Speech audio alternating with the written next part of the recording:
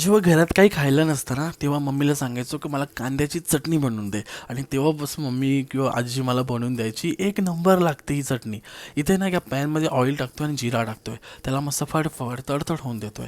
इथे ठेचून घेतलेला लसूण टाकतोय, तो टाकल्यानंतर तो पण मिक्स करून घेतो, त्याला गोल्डन ब्राऊन करून घेतोय.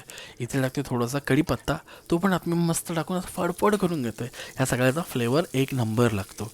मग इथे चॉप केलेला कांदा टाकतोय खूप सारा. या रेसिपीमध्ये कांदा आणि मसाल्याचाच पूर्ण मजेदार फ्लेवर येणार आहे. कांदा टाकल्यानंतर इथे थोडंसं मीठ टाकतोय, जेणेकरून कांदा लवकर पाणी सोडावा, मेल्ट व्हावा म्हणून. मिक्स करून घेतोय, तेलावरती मस्त फ्राय करतोय. आणि मग इथे टाकतोय चॉप केलेली मिरची. मिरचीचा एक फ्लेवर येतो, मस्त स्पायसीनेस येतो, मजा येते. मग थोडीशी हळद टाकतोय, काश्मीर मिरची पावडर टाकतोय आणि ते तिखट मसाला टाकतोय, आगळीगुळी मसाला.